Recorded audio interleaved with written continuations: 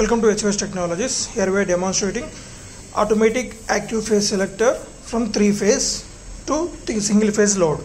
So coming to this, this is the phase selection. So nothing but phase checker. So from this circuit we are going to check which phase is active, and this is the input to the microcontroller. And coming to the outputs, 3 relays from 3 phases to the single phase load. So from this, whichever the phase is active, and the microcontroller will decide that and will switch on the particular phase relay.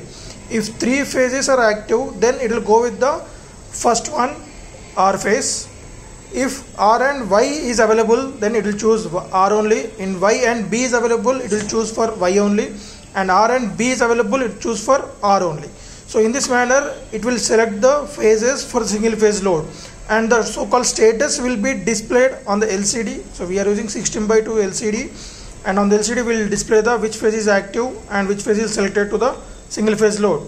And coming to the relays, we are using electromagnetic relay, 5 volt operated. That is directly we can control it from the PIC microcontroller motherboard. And these are the slide switches in order to select the phase, whether it is a R, Y, B.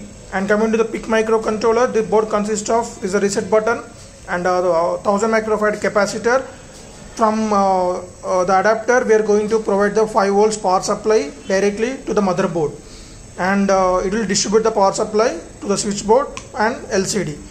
So these switches interface at the A0, A1, A2 pins of the PIC microcontroller, and the relays interface at C6, C7 and C5 of the PIC microcontroller. So let us see the demonstration. Just give the power supply. So on the LCD you can see the welcome message, and as of now 3 phases are off. So now I am selecting only R phase initially.